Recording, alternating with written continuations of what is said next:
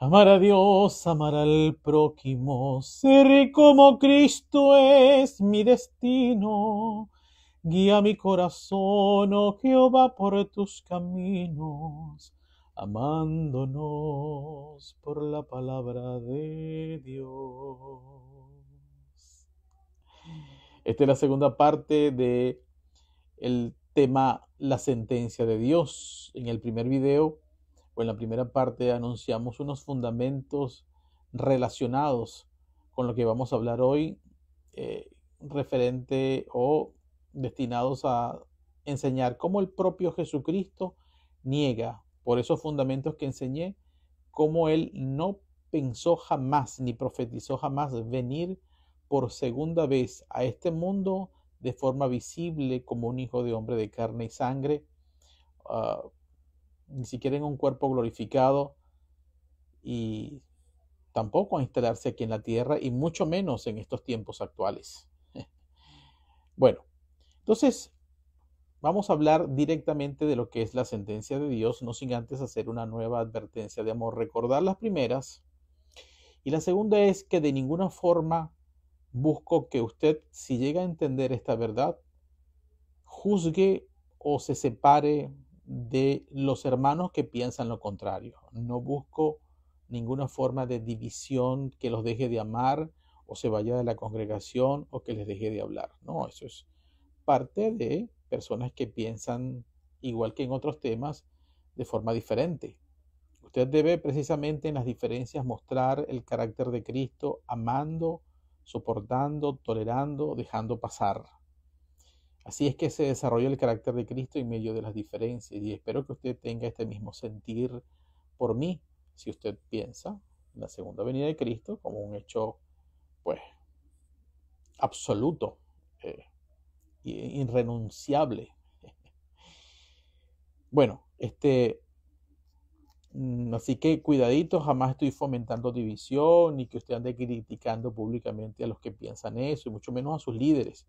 Con más razón, sujétese a sus líderes conforme a lo que ellos les piden, a la palabra de Dios, y bueno, manténgase firme en sus convicciones, en las que usted sabe qué es lo correcto, qué es la verdad y qué no es la verdad. Bien, vamos a hablar acerca entonces de esta sentencia de Dios. ¿En qué consiste la sentencia de Dios? Voy a comenzar así. Esta es la sentencia de Dios para ir directo al grano. Capítulo 21, verso 43 del Evangelio según Mateo.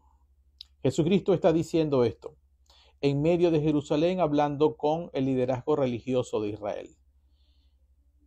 Por tanto os digo que el reino de Dios será quitado de vosotros y será dado a gente que produzca los frutos de él. Y el que cayere sobre esta piedra será quebrantado, y sobre quien ella cayere le desmenuzará. La sentencia que vino a proclamar Jesucristo frente a sus adversarios en el templo de Jerusalén fue muy concisa. Él les está diciendo: mi Padre y yo hemos decidido quitar el reino de Dios de ustedes. Y si ustedes lo piensan, ¿cuántas veces ustedes le han predicado esto? Muy poco, ¿verdad? Es que la gente como que le da miedo proferir enseñanzas, aunque hayan sido proclamadas por el mismo Jesús, cuando se refiere a la gente de Israel o al liderazgo religioso de Israel.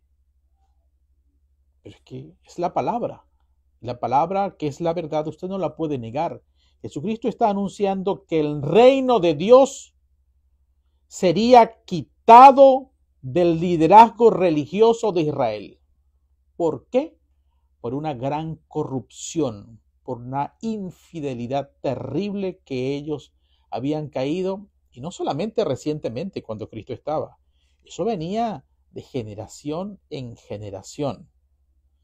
Y Jesucristo le dice esta sentencia por varias razones. Y yo le llamo a esto sentencia porque esta expresión de Jesús conclusiva, diciendo lo que él vendría a hacer, porque esta sentencia él mismo el mismo Jesucristo, juez de vivos y de muertos, sería él mismo quien vendría a ejecutar esa sentencia, a hacerla cumplir. Ya Dios estaba decidido a quitar el reino de Dios de semejantes hombres infieles y corruptos que estaban haciendo perder por sus malas prácticas al pueblo de Israel de la verdad, y quitando de ellos todo liderazgo y toda administración de las cosas santas que hasta ese momento Dios tenía en Israel, pues ellos eran los administradores del templo, practicaban los ritos, el continuo sacrificio,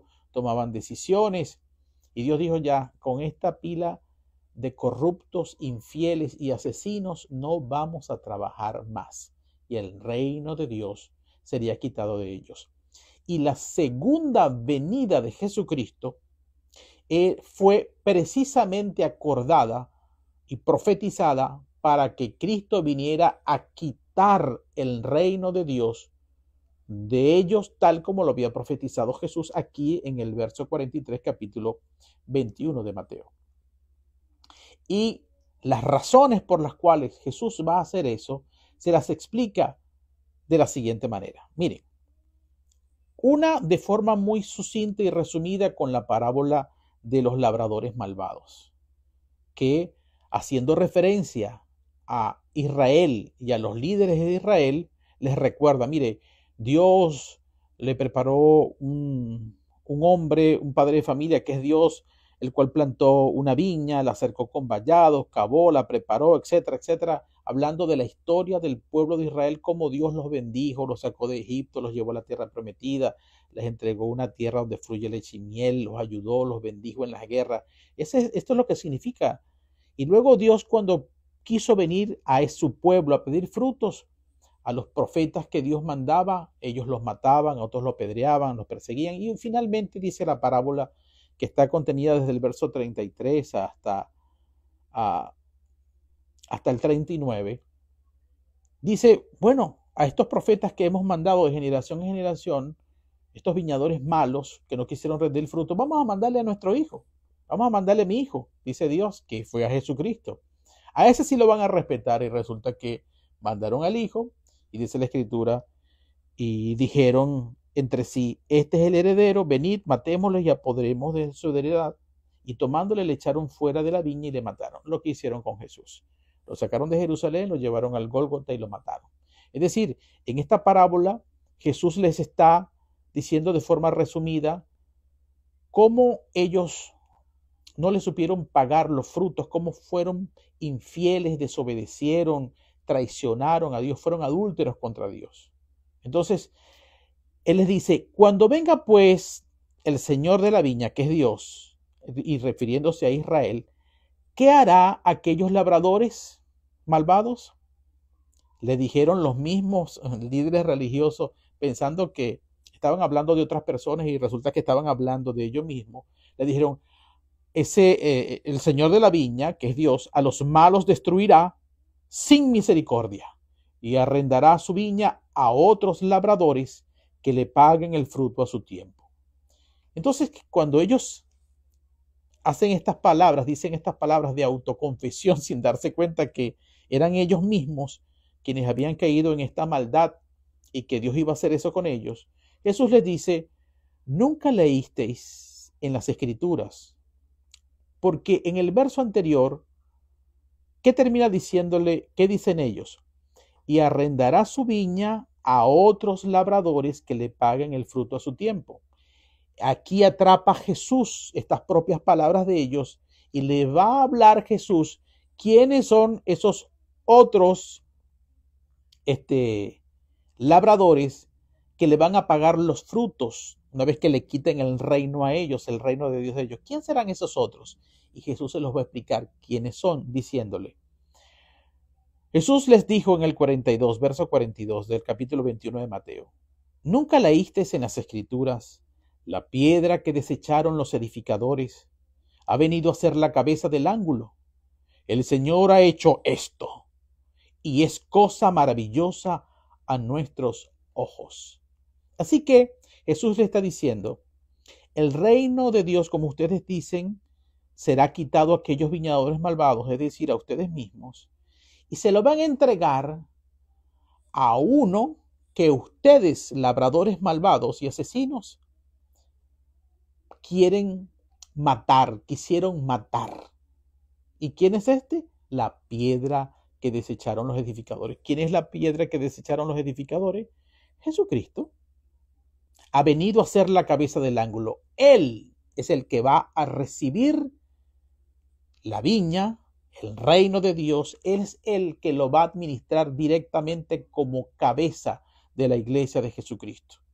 Por eso, cuando usted lee, y se los dije en la lección anterior, en Daniel 2:44, dice que ese reino de los cielos que traería Jesucristo no sería jamás destruido, ni sería dejado a otro pueblo. ¿Cómo es que no va a ser destruido? Bueno, no hay manera de que se destruya Jesucristo si Él se encarga de ese reino de Dios. Se lo quitan a estos viñadores malvados y se lo entregan a alguien indestructible y vencedor como Jesucristo. A ese que ustedes humillaron, persiguieron y van a matar, es decir, yo, a ese es que Dios me va a entregar el reino. A mí es lo que le está diciendo. Nunca leíste en las Escrituras la piedra que desecharon los edificadores ha venido a ser la cabeza del ángulo, a quien les van a entregar el reino. El Señor Dios ha hecho esto y es cosa maravillosa a vuestros ojos. Y le dice, entonces esos otros labradores soy yo y mi iglesia, a quien Dios le va a entregar. No se la va a dejar a ningún pueblo como un día se lo entregó al pueblo de Israel. Ya no va a quedar sino en un pueblo santo, que es la iglesia de Jesucristo. Nación santa, pueblo adquirido por Dios, no pueblos de la tierra. Entonces, el reino de Dios va a ser quitado del liderazgo de Israel y de Israel para entregárselo a la iglesia de Jesucristo encabezada por Jesucristo. Es la única forma de que el reino de los cielos no sea jamás destruido ni dejado a otro pueblo. Y dice, y el que cayere. Y dice, por tanto os digo que el reino de Dios será quitado de vosotros para entregármelo a mí, dice Jesús. Y seréis dado a gente que produzca los frutos de él, a los discípulos de Cristo, a esa nación santa, pueblo adquirido por Dios. Y dice, y el que cayere sobre esta piedra, Jesucristo, el que crea en él, será quebrantado para arrepentimiento y conversión. Y sobre quien ella cayere, él, Jesucristo, le desmenuzará. Es decir, el que me rechace a mí, va a quedar destruido, va a morir espiritualmente. Así va a funcionar ahora el reino de Dios. El que cree en mí vivirá, y sobre quien yo caiga vendrá la muerte espiritual. Y oyendo sus parábolas, los principales sacerdotes y los fariseos entendieron que hablaba de ellos. Ahí fue que entendieron. Pero el buscar cómo echarle mano temían al pueblo porque éste lo tenía por profeta. Entonces la sentencia de Dios consiste en que Jesucristo, después de haber juzgado toda la historia de Israel y la mala actuación y la infidelidad del liderazgo religioso, decidió quitar el reino de Dios de estos líderes religiosos y de Israel y entregárselo a Cristo y a su iglesia, para que así el reino de los cielos no sería dejado en ningún pueblo y tampoco sería jamás destruido. En el capítulo 22, en la parábola de las fiestas de bodas, le dice, no solamente el reino de Dios se los vamos a quitar a ustedes por la infidelidad hasta el día de hoy, por su corrupción, como está en el capítulo 9 de Oseas, que vendrían días de retribución sobre la perversidad de Israel, sino que además le vamos a quitar el reino y vienen cosas terribles contra Israel, por cuanto Dios va a hacer un pacto con ustedes primeramente, trayendo a su hijo en esta fiesta, es lo que enseña la parábola de la fiesta de bodas, y a muchos de ustedes va a invitar a esta fiesta a que se unan, a que reciban a Jesucristo, a que crean en Él, a que le sigan, pero muchos de ustedes, a pesar de las constantes invitaciones de que todo estaba listo en el tiempo en que vino Jesucristo, mas ellos sin hacer caso se fueron unos a su labranza y otros a sus negocios, y otros tomando a los siervos los afrentaron y los mataron. Entonces también el reino, por la infidelidad del pasado y por cuanto también va a ser quitado el reino de ellos, por cuanto rechazaron la oportunidad de salvación que Dios le estaba presentando para que vivieran en un nuevo pacto y salvaran sus vidas, lo que vendría a ser Jesucristo quitar el pecado y dar vida nueva y vida eterna. Entonces dice en esta parábola, sigue profetizando, Jesús hablando con ellos a través de esta parábola. Entonces dijo a sus siervos: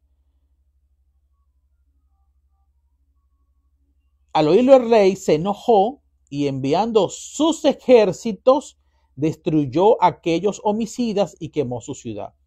Es decir, ustedes fueron infieles en la ley y además para el nuevo pacto rechazaron a mi hijo, por eso vamos a quitar el reino de Dios. Y mi padre, que es este rey, se enojó a ver que rechazaron a su hijo y inclusive lo mataron.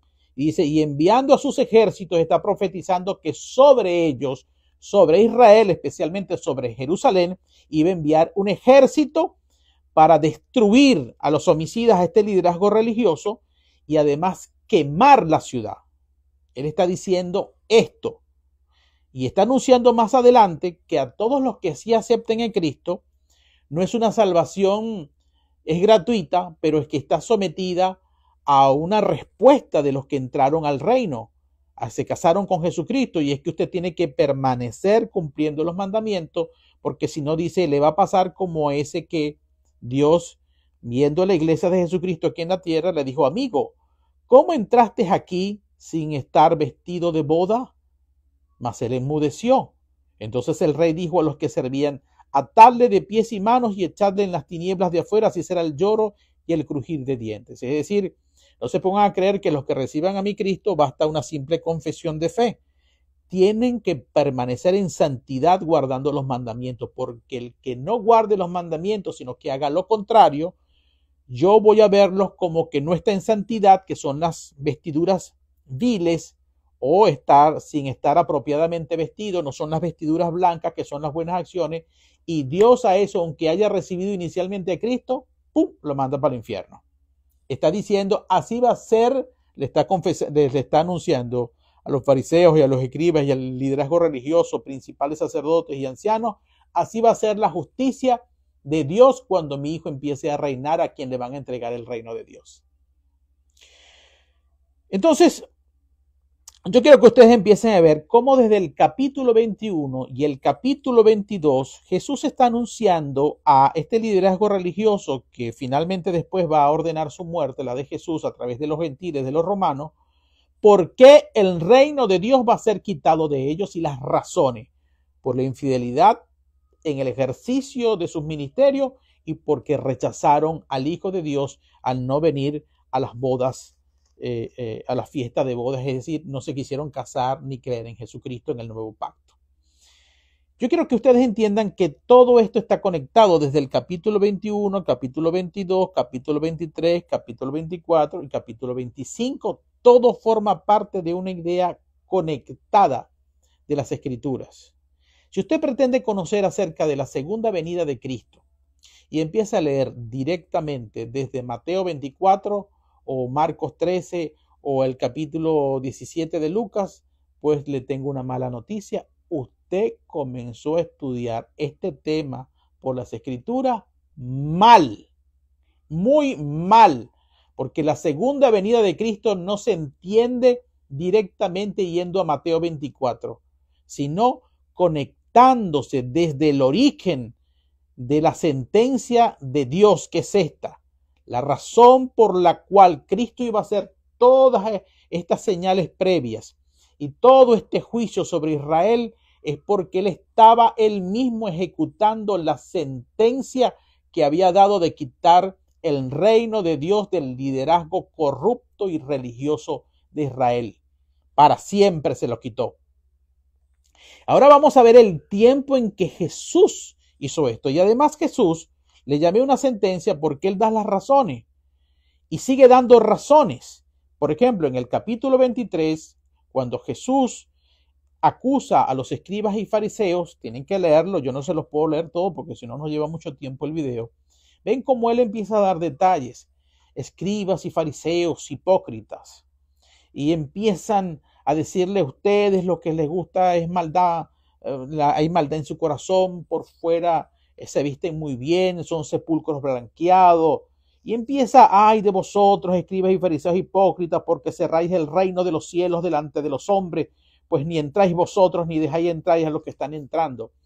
Todo en Mateo 23 está dando razones específicas o motivaciones apegadas a la ley, especialmente en Deuteronomio 28, de por qué el juicio viene sobre Israel y sobre el liderazgo religioso, especialmente en Jerusalén. Y le dice, como ya lo había dicho antes, ustedes son unos asesinos de profetas.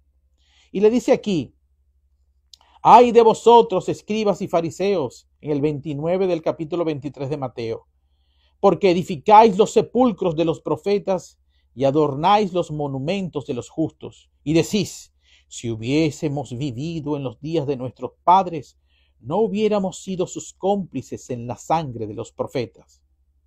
Así que, Jesucristo les dice, así que ustedes dan testimonio contra vosotros mismos de que sois hijos de aquellos que mataron a los profetas. Por eso vamos a quitar el reino. Son asesinos de profeta. Ustedes se olvidaron de lo más importante de la ley, la misericordia, la justicia y la fe, y le dieron más relevancia al diezmo. Robaban a las viudas. Tienen que leer el capítulo 23 a ver razones detalladas por las cuales el reino va a ser quitado de ellos. Y estos se justifican diciendo, pero los que mataron a los profetas fueron nuestros padres. Y él le dice, no, ustedes son de las mismas medidas de sus padres, asesinos igual que ellos, porque yo, mira esto lo que dice aquí, por tanto, he aquí, yo os envío profetas y sabios y escribas. Aquí está a estos genios que dicen que hoy día no hay profetas. Dice Jesucristo, he aquí, yo os envío profetas y sabios y escribas, y de ellos a unos mataréis y crucificaréis, y a otros azotaréis en vuestras sinagogas y perseguiréis de ciudad en ciudad, para que venga sobre vosotros toda la sangre justa que se ha derramado sobre la tierra, desde la sangre de Abel el justo hasta la sangre de Zacarías, hijo de Berequías, a quien matasteis entre el templo y el altar. Es decir, no solamente sus padres le está diciendo a los escribas y los fariseos, son unos asesinos de profetas, sino que ustedes también, y se los voy a demostrar yo cuando me vaya, voy a mandar que muera y resucite. Espiritualmente voy a mandar escribas, maestros, profetas, sabios, y ustedes que decían que sus papás son asesinos, ustedes a esos que yo les voy a enviar, van a perseguir, van a matar, van a encarcelar para que vean que ustedes son de la misma calaña. Ahora, como ustedes van a hacer eso en los próximos días después que yo me vaya, también por esa razón el reino de Dios va a ser quitado de ustedes, asesinos y corruptos. Y viene una primera referencia en el tiempo. Jesús está hablando con los escribas y los fariseos, principales sacerdotes y ancianos, y mira lo que les dice a ellos en su cara viéndolo a los ojos. De cierto os digo que todo esto, es decir, todo este juicio, esta persecución sobre los míos y el juicio para quitarles el reino de Dios a ustedes, de cierto os digo que todo esto vendrá sobre esta generación. No la mía, no la de Eric, no de la tuya que me estás viendo, no. Sobre esta generación en la que en ese momento Jesucristo se encontraba, en la misma generación de los escribas, los profetas, con quien él estaba hablando. Todo esto va a pasar en esta generación, papaito. Eso no va a pasar dentro de 2000 años, en el 2025, ni el 2030, ni en el 2100, nada de eso. En esa generación, con esas personas que le estaba hablando, está diciendo, mi juicio, mi segunda venida, a yo quitar el reino de Dios de aquí, va a ser en esta generación, no pasará esta generación. Y esta precisión en el tiempo es exactamente la misma indicación que el mismo Jesucristo, como aquí está hablando, también habla en Mateo capítulo 10, verso 23. Mira lo que dice, cuando él pensaba venir, adelantándose, estando vivo, que él una vez que muriera y resucitara, ¿cuándo iba a venir por segunda vez? Mateo que coincide, capítulo 10, verso 23, que coincide perfectamente con este tiempo que le dice a los escribas y fariseos. no pasará esta generación de ustedes, aquí donde estoy yo, y ustedes, escribas y fariseos asesinos, sin que esto ocurra sobre ustedes. Y mira ahora, la misma precisión le dice a sus discípulos en Mateo capítulo 23 y 24 y 25, no sé. Cuando os persigan en esta ciudad, huid a la otra. Porque de cierto os digo, oído el tambor, porque de cierto os digo que no acabaréis. Él está hablando con sus discípulos, Jesús con sus discípulos, advirtiéndoles sobre persecuciones venideras que van a venir sobre ellos una vez que Jesucristo muera, lo maten y resucite. Después de eso lo van a perseguir, especialmente después de la muerte de Esteban, el primer mártir. Se va a desatar una persecución terrible. ¿Qué van a hacer ustedes? Mira lo que le dice Jesús a sus discípulos. Cuando os persigan en esta ciudad, huid a la otra, porque de cierto os digo que no acabaréis, ustedes mis discípulos, de recorrer todas las ciudades de Israel antes que venga el Hijo del Hombre. Así que Jesús está anunciando que Él iba a venir a ejecutar este juicio como Hijo de Hombre, cuando antes de que sus discípulos, en esa misma generación de los escribas y fariseos, a quien le está diciendo no pasará esta generación, aquí le está diciendo, mis discípulos míos, no pasará esta generación de ustedes, antes de que ustedes terminen de predicar en todas las ciudades de Israel, yo vengo, el Hijo del Hombre viene otra vez, por segunda vez. ¿En qué generación?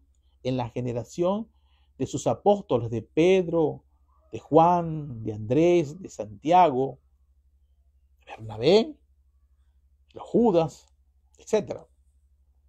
En esa generación, esa segunda venida, clarito lo dice Jesús, no es para nuestros días ni el día en el futuro. Es mentira. Es mentira. Aquí está, en el tiempo para esa generación.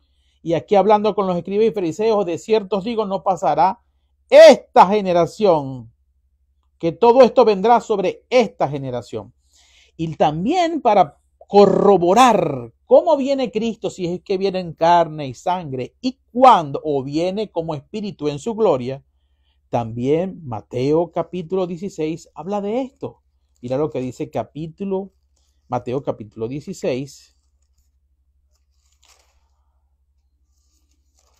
Lo que ocurre es que yo no sé por qué la gente no ve esto, porque es que no leen la Biblia, hermano. Me perdonan, hay gente que no lee la Biblia. No sé cómo leen la Biblia, me perdonan. Entonces dicen, vamos a leer el 27 y 28. Después que Jesús anuncia su muerte, dice en el 27, porque el Hijo del Hombre vendrá, es decir, ¿quién es el Hijo del Hombre? Jesús. Una vez que Él muera y resucite, el Hijo del Hombre vendrá en la gloria de su Padre con sus ángeles. ¿Cómo va a venir? En la gloria de su Padre. ¿Esto qué significa? Que va a venir en espíritu, en el mismo Dios Hijo que existió desde antes de la fundación del mundo, resucitado y glorificado, espíritu, en la gloria de su Padre con sus ángeles. Los ángeles son espíritus ministradores, es decir, el espíritu glorificado de Cristo va a venir con los espíritus ministradores de sus ángeles, va a venir, vuelvo a repetir otra vez, porque el Hijo del Hombre vendrá en la gloria de su Padre. Él no va a venir visiblemente, ni en carne, ni en sangre, no, sino en espíritu, como Él es en la plenitud de su gloria espiritual. Dios es espíritu, con los ángeles que son espíritus también, es decir, no perceptibles, no visibles a los ojos humanos. Y dice, y entonces pagará a cada uno conforme a sus obras. Está hablando de que Él viene a hacer un juicio, a ejecutar una sentencia. ¿Cuál? La que les expliqué. Vengo a quitar el reino de Dios de Israel, de esta pila de asesinos y líderes corruptos. Se va a acabar esto aquí. Y el reino se me va a entregar a mí y a mi iglesia, como está en Mateo 21, que ya se los expliqué. Entonces mira lo que dice, cómo viene en espíritu con los ángeles a ejecutar un juicio en Israel. Y dice 28, en el verso 28 del capítulo 16 de Mateo: de cierto os digo que hay algunos, está hablando con sus discípulos, ¿no? Entonces le está diciendo a ellos: de cierto os digo que hay algunos de los que están aquí, es decir, ustedes mis discípulos, que no gustarán la muerte hasta que hayan visto al Hijo del Hombre viniendo en su reino. ¿Qué le está diciendo? Cuando viene, vengo en esta generación de ustedes. Antes de que todos ustedes, mis discípulos, terminen de morir, yo ya he venido por segunda vez viniendo en su reino, en mi reino. Entonces, ¿cuándo está diciendo Jesús que va a venir en su reino, en la gloria de su Padre, con sus ángeles, a ejecutar un juicio, a pagar a cada uno, que es quitarle aquella sentencia, quitar el reino de Dios de Israel? ¿Cuándo? En la misma generación en que existieron sus apóstoles, sus 12 apóstoles principales, antes de que ellos terminaran sus apóstoles de predicar en las ciudades de Israel. ¿O ustedes creen que los apóstoles todavía están vivos hoy día? ¿O ustedes creen que ellos todavía están predicando al día de hoy, 2025, en las ciudades de Israel? Era para ellos. Y quiero explicarles que este juicio era muy necesario, porque quitar el liderazgo religioso de Israel tenía como propósito quitar todo el sistema mosaico que se había corrompido y que no sirvió para la salvación. Porque si un pacto, como dice Pablo en Hebreos, hubiese servido, ese pacto, no hubiese sido necesario que viniera otro pacto, el pacto nuevo en la sangre de Jesucristo, la gracia, el reino de los cielos y la iglesia de Jesucristo. Pero Dios quería quitar este pacto viejo que demostró ser fallido por la infidelidad de los hombres y traer el pacto nuevo para además sacar la salvación, no se quedara ahí confinado en Israel, sino a poder sacarla con Jesucristo a todas las naciones de la tierra y así cumplir la promesa que le hizo a Abraham de que en él, por su fe, serían benditas todas las familias de la tierra, más numerosas que las estrellas del cielo y que las arenas que están en las orillas del mar. En Cristo, saliendo fuera de Israel, en Israel y en todas las naciones de la tierra, se cumpliría esta promesa. Y para ello había que abolir el sistema mosaico y el liderazgo corrupto que se mostró infiel ante Dios y por lo cual Dios estaba explicando en Mateo 23 y Mateo 21 y 22 por qué ellos iban a ser quitado el reino de Dios de ellos. Y nos dice que eso era para ese tiempo, por esa razón, para que pudiera con Cristo Jesús entrar el nuevo pacto, la gracia, sin la cual el reino de los cielos y su justicia, el cual Dios nos dice que busquemos primero, que tiene una justicia perfeccionada respecto a la de la ley por los mandamientos de Cristo, pudiera desarrollarse completamente. Cuando quiero que entiendan esto, la vida de nosotros como iglesia y como hijos de Dios no está supeditada a lo que pasa en Israel. Yo amo Israel, no se pongan a pensar, este es un antisemita. No. Yo amo ese pueblo y lo bendigo y deseo lo mejor, pero por las Escrituras, nuestra mirada ya no debe estar puesta en ellos, ni nuestro destino depende de ellos. Nuestra mirada está puesta en Dios, el autor y consumador de la fe, que está sentado a la diestra de Dios. Allí debe estar nuestra mirada. Porque en este tiempo, cuando se ejecutó este juicio, Israel como Estado, es decir, territorio, población y poder, como una nación reconocida, desapareció cuando se ejecutó este juicio, cuando se destruyó el templo de Jerusalén, cuando fue quemada la ciudad de Jerusalén. Y Israel desapareció como Estado, reconocido por otras naciones, durante 1800 y pico de años, es decir, desde el año 70 después de Cristo hasta 1948, hagan el cálculo, son 1800, casi 1900 años en que Israel desapareció como influencia política y espiritual sobre la tierra. Y en ese tiempo el mundo no se acabó y lejos de eso la iglesia de Jesucristo es lo que perseguía a Dios y el reino de los cielos, y especialmente la iglesia de Jesucristo, creció, floreció sin obstáculos, lo cual hubiese sido muy difícil si ellos hubiesen permanecido con sus persecuciones. Es decir, el liderazgo religioso a través de los romanos contra los cristianos, esa iglesia primitiva o incipiente que estaba comenzando en el tiempo de Jesús.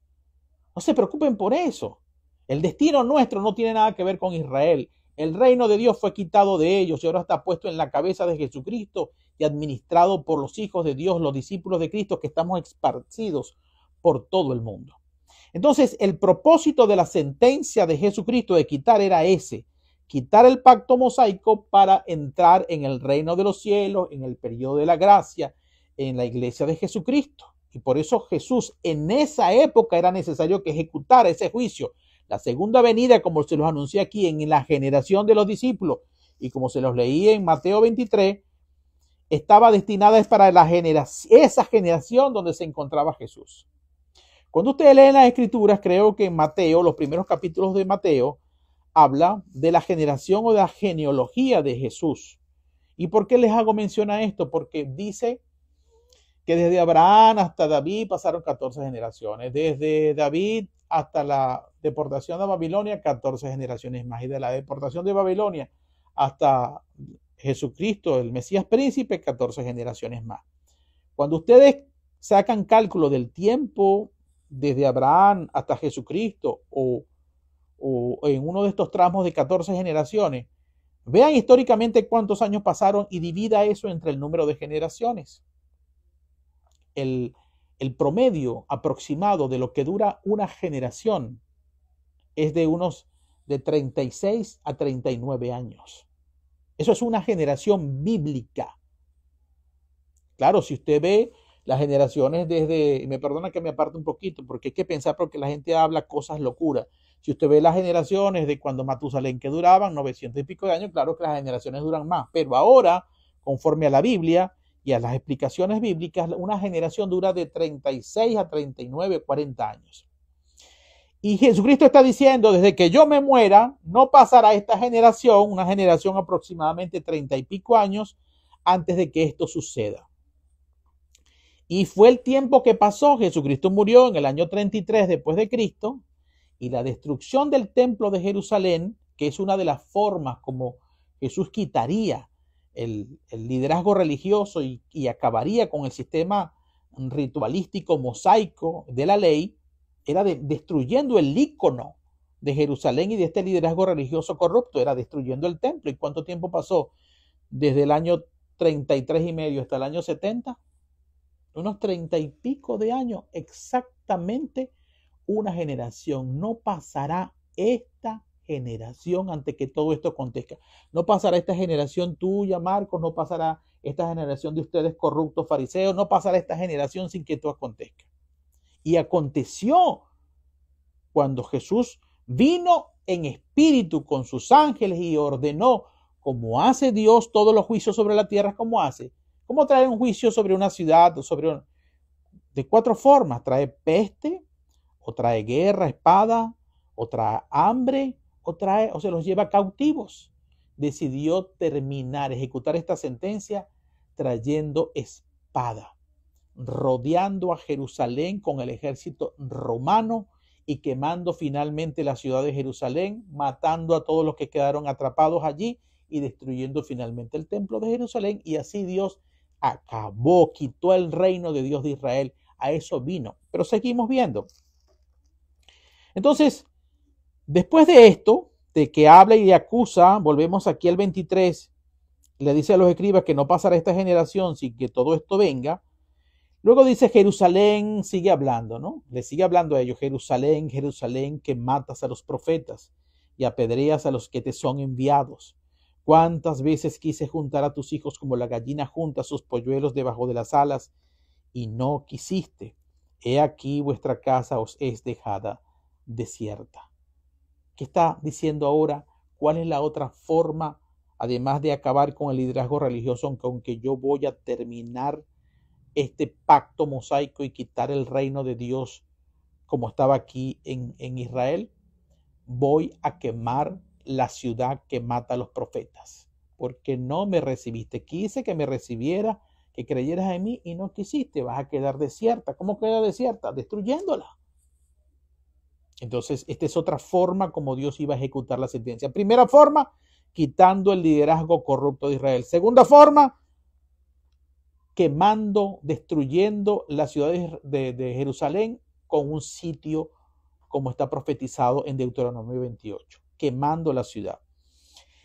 Y dice, porque os digo que desde ahora no me veréis hasta que digáis bendito el que viene en el nombre del Señor. Entonces aquí es cuando vean la conexión, entramos en el capítulo 24 de Mateo.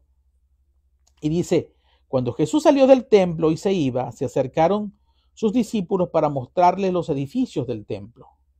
Respondiendo él les dijo, ¿veis todo esto, esos edificios del templo?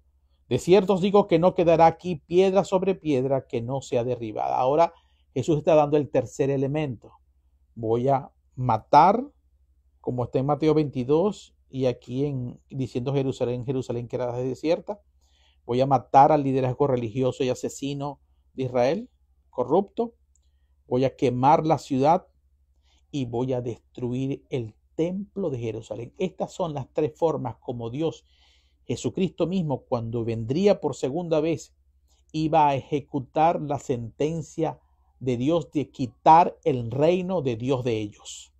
Tres formas fundamentales explica la Biblia desde el capítulo 21 hasta el capítulo 24. Y mira lo que dice. Y estando él sentado en el monte de los olivos, después que los discípulos escuchan todo esto, quiero que presten atención. Cuando él está discutiendo con los escribas y fariseos, él está rodeado con sus discípulos. Los discípulos son testigos presenciales escuchando cuando Jesús dice, ustedes son unos corruptos infieles que no le pagaron los tributos a papá. El reino va a ser quitado de ustedes. Escucharon la sentencia y las razones por las cuales se lo iban a quitar a ellos. Luego dicen que eso iba a pasar en esta misma generación, antes de que ellos murieran. Y ellos sabían eso. Luego escucha que el liderazgo religioso va a ser muerto, que la ciudad de Israel iba a quedar desolada. Y finalmente escuchan que el templo, lo máximo, el ícono de la fe en Israel, iba a ser destruido, que no quedaría piedra sobre piedra. Esto los llenó a ellos como israelitas de ansiedad y de una gran pregunta. Preguntas, Dios mío, estamos escuchando qué está diciendo nuestro Señor. Y es por eso que estando aquí sentado en el monte de los olivos, dice el Evangelio en el capítulo 13 de Marcos, que Juan, Pedro, Jacobo y Andrés son estos que los llevaron y los discípulos se le acercaron aparte, diciendo, dinos, porque tenían esa duda, ¿no? ¿Cómo es esta cosa? Dinos, ¿cuándo serán estas cosas? ¿Qué cosas? Bueno, que vas a acabar con el liderazgo religioso, que vas a destruir a Jerusalén y que vas a destruir el templo. Dinos cuándo sucederán estas cosas que hemos escuchado de ti. ¿Y qué señal habrá de tu venida? Es decir, dime qué señales van a ocurrir antes de que tú vengas a hacer eso, para nosotros tener cuidado, estar advertidos, pues, y escapar y no quedar en eso atrapado. Y el fin del siglo representa el fin de una era. Terminó aquí la era de la ley, la era mosaica, la era del sacerdocio levítico, para que entre la era de la gracia, la era del sacerdocio según el orden de Melquisedec, para que entre la era de la iglesia de Jesucristo, la era del reino de los cielos. Entonces el fin del siglo, eso se le llama fin del siglo, un fin de una era, de dos modelos de justicia, un modelo viejo y un modelo nuevo, que Dios traería para instaurarlo para siempre.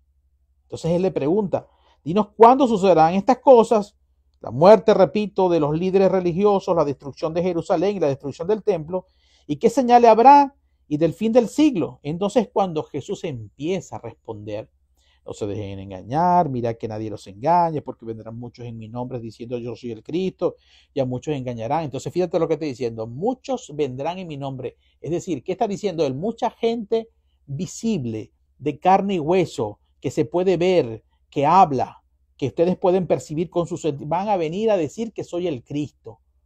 No crean, porque yo no vengo más visiblemente a la tierra. Por eso le dice, no crean. ¿Ve? No se dejen engañar, porque vendrán muchos en mi nombre diciendo yo soy el Cristo, y a muchos se engañarán.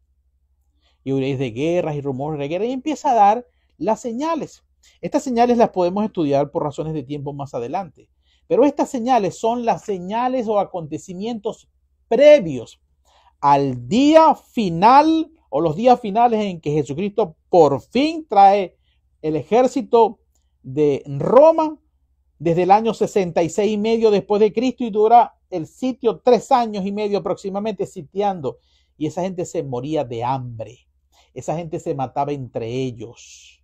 Imagínense que usted está, para que usted tenga una pequeña idea, está en una casa y usted no lo dejan ni salir ni entrar, y hay varias familias dentro de esa casa. ¿Qué cree usted que va a pasar? Se van a pelear por la comida.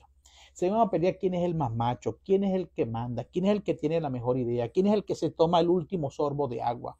Se empiezan a matar dentro de Jerusalén, porque el sitio llegó exactamente cuando se celebraban las fiestas donde venían de otras naciones, inclusive de otras partes de Israel, a celebrar la Pascua, y fueron encerrados unas 2 millones de personas en Israel cuando llegó el sitio, y eso fue una mortandad, como dice la Escritura, que no hubo ni habrá una cosa tan terrible como eso. Orad pues porque vuestra huida no sea en invierno ni en días de reposo, porque habrá entonces gran tribulación, cual no la ha habido desde el principio del mundo hasta ahora, ni la habrá. Y hablaba a las mujeres, decían en el capítulo 21, el 19, más hay de las que estén encintas y de las que críen en aquellos días. ¿Por qué? Porque estas son estas mismas mujeres que cuando él iba en la cruz del Calvario, les decía, ay mujeres, porque son mujeres de esa generación donde iba a ocurrir todo eso. Ay mujeres, no le está hablando a las mujeres del 2025 ni del 2030, sino a esas con que estaba viendo de esa misma generación que iban a experimentar lo que iba a pasar su segunda venida y este juicio terrible sobre Israel, su segunda venida. Ay mujeres, mira lo que dice, cuando iba en la cruz, no lloren por mí, lloren por ustedes mismas. Así no le dijo, lloren por ustedes mismas. Esto está en Lucas 23, 28. No lloren por ustedes mismas, porque vienen días terribles para ustedes. Y mire lo que dice aquí. Ay de las que estén encintas y de las que críen en aquellos días. ¿Por qué? Porque por causa de la gran hambruna, las que estén amamantando y los que estaban encintas se iban a comer a los bebés. Estos acontecimientos terribles, que si no fuesen acortados, todo Israel hubiese muerto. Si Dios no hubiera hecho esta advertencia, Dios hubiese acabado con todo. Entonces, quiero que sepan que, por ejemplo, todas estas señales son el cumplimiento de los juicios o las consecuencias por causa de la desobediencia de Israel por su infidelidad, consagradas en Deuteronomio capítulo 28. Y les quiero dar una muestra de eso para que vean que eso de comerse a los hijos del sitio de un pueblo extranjero es lo mismo que está aquí. Capítulo 49, vamos a leer algunos versículos de Deuteronomio 28. Es la maldición de una nación que se rebeló contra Dios y vino juicio contra ellos en la segunda venida. Jehová traerá contra ti una nación de lejos, del extremo de la tierra, que vuele como águila, nación cuya lengua no entiendas. Gente fiera de rostro que no tendrá respeto al anciano ni perdonará al niño. Y mira lo que dice en el 52. Pondrás sitio a todas tus ciudades hasta que caigan tus muros altos y fortificados en que tú confías, en toda tu tierra. Sitiará pues todas tus ciudades y toda la tierra que Jehová tu Dios te hubiere dado. Y comerás, mira lo que dice, y comerás no los enemigos, sino la propia gente que quedó sitiada. Y comerás el fruto de tu vientre, la carne de tus hijos y de tus hijas que Jehová tu Dios te dio. Esto es una maldición terrible que ocurrió en Jerusalén en el año 70, en esos 3 años que duró sitiado. Ese fue el juicio de Dios contra esa nación, al punto que desapareció 1900 años. Y repito, en el sitio, y comerás el fruto de tu vientre, la carne de tus hijos y de tus hijas que Jehová tu Dios te dio, en el sitio y en el apuro con que te angustiará tu enemigo.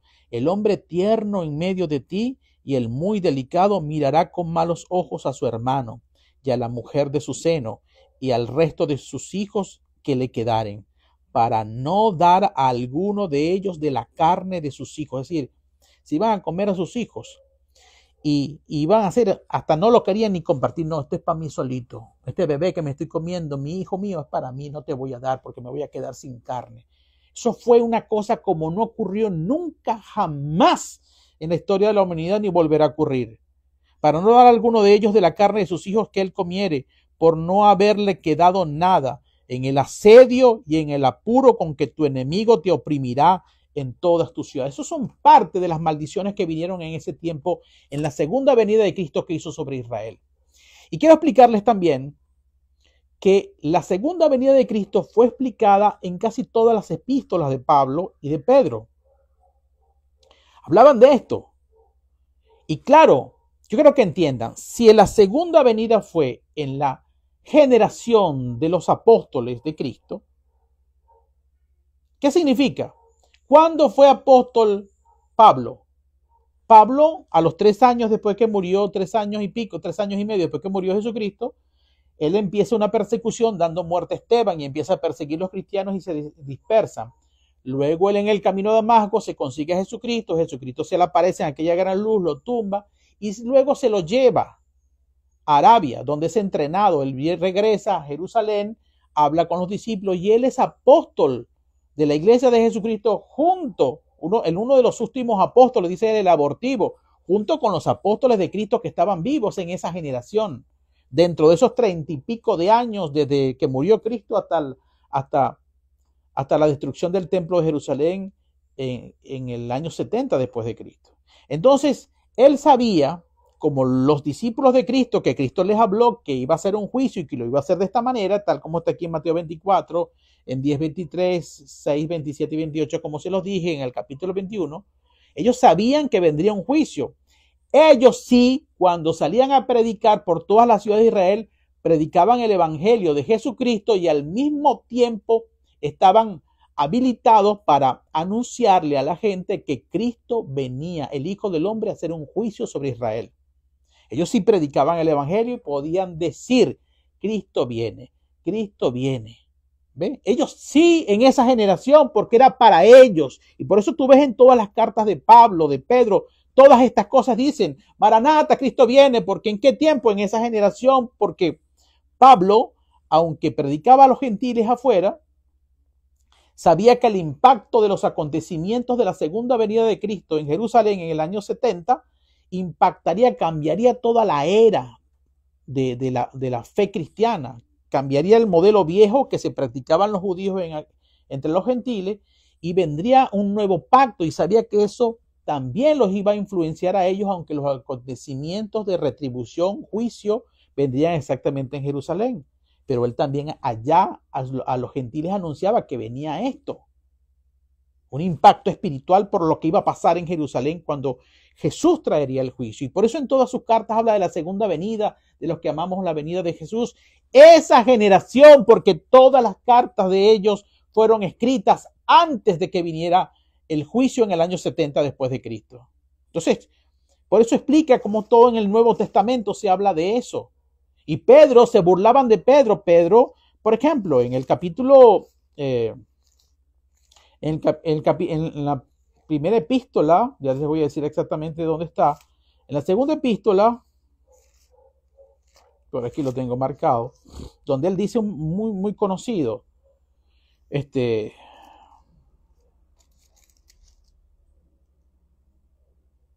segunda de Pedro 3, 9, 12, que él dice que el de él se burlaban, él predicaba el evangelio y decía que Cristo iba a venir, y ¿qué hacían con él? Se burlaban. Ah, bueno, ahora algunos a él, le hablaban a él. Eso no es para ti, ni para hoy día. Según algunos tienen por tardanza. Yo estoy predicando el evangelio y estoy diciendo que Cristo viene, y como han pasado, Dios en su paciencia alargó el juicio hasta lo último de esa generación, esperó 30 y pico años en esa generación. La gente en esos 30 y pico años se burlaba. Tú tienes 30 y pico años diciendo, chicos, que Cristo viene, Cristo viene. ¿Cuándo es que va a venir ese Cristo? No creas que se ha tardado mucho. Se burlaban de Pedro, pero era él. Y hoy día hay gente que saca esa palabra como para nosotros. Hay gente que dice que Cristo no viene. La verdad es que Cristo no ha venido todavía porque Jesús, dicen que ha tardado, pero la verdad es que Jesucristo está esperando, es para salvar al mayor número de personas. Eso no es con nosotros. Eso es con Pedro y esa generación. en esa generación. Eso no es para nosotros. Esa carta no fue escrita para ti ni para mí, sino para esa generación. Y leen la escritura muy mal por todos lados. Entonces, 2 de Pedro 3, 9. Pero el día del Señor vendrá como ladrón en la noche, lo que dice aquí. El Señor no retarda su promesa, en el capítulo 3, verso 9. Estoy acelerado porque voy mucho tiempo, 55 minutos. El Señor no retarda su promesa, según algunos la tienen por tardanza. Eso lo habla él porque él lo está experimentando, Pedro. Se están burlando de mí. Estoy diciendo que Cristo viene y como no ha venido en el momento en que escribió esta carta, no había venido Cristo por segunda vez, no había hecho el juicio en Israel, se burlaban de él. Según algunos tienen por tardanza, sino que es paciente Jesucristo para con nosotros. Mira cómo él se incluye, ¿no? Jesucristo no ha venido, dice Pedro, porque está siendo paciente con nosotros y él se mete en nosotros. No está hablando contigo, él se incluye a él y a esa generación. Con nosotros. Que no queriendo que ninguno perezca, sino que todos procedan al arrepentimiento, la largura de la paciencia de Cristo, de prolongar la segunda venida y el juicio sobre Israel hasta lo último de esa generación de sus discípulos o de sus apóstoles, era para que el mayor número de personas antes que llegara el año 70 después de Cristo se salvara, se arrepintiera. Para más nada. Eso no es para nosotros, hermanos. Fue para aquella generación. La sentencia de Dios, la segunda venida de Jesucristo, quitar el reino de Dios del liderazgo de Israel y de Israel para comenzar lo nuevo del pacto de la ley, fue para aquella generación profetizada por Cristo en la que vivieron sus apóstoles, tal que como se los narré por las propias palabras de Jesús. ¿A quién le vas a creer tú, hermano mío? A unas doctrinas de hombres tochoretas, aunque se hayan difuminado y hayan creado edificios y instituciones y nombres y compromisos sobre la mentira. Pero si tú eres de la verdad, aterrizarás en la verdad del Señor porque amas al Señor. No buscas complacer a hombres, ni gloria de hombres, ni la comodidad de las mayorías. ¿Sabes por qué hago esta predicación? Porque amo a Jesús. Y si amo a Jesús, te amo a ti. Porque yo no puedo soportar, como dice Jesús, que mis hermanos caminen en la mentira. Que no puedo soportar viendo un ciego guiando a otro ciego. Así que zumbo la verdad para ver si el guía de los ciegos despierta o el ciego guiado despierta. Y no se diga que Dios no encontró a uno que hiciera vallado por amor a él para establecer la verdad y reconstituir la fe conforme a la palabra. Porque te amo. Y me arriesgo a que los incrédulos, los intemperantes, los testarudos, los carnales, se metan conmigo por amor a ti. Si Dios quiere, viviremos y nos seguiremos amando por la palabra de Dios. Dios te bendiga y Dios te guarde siempre.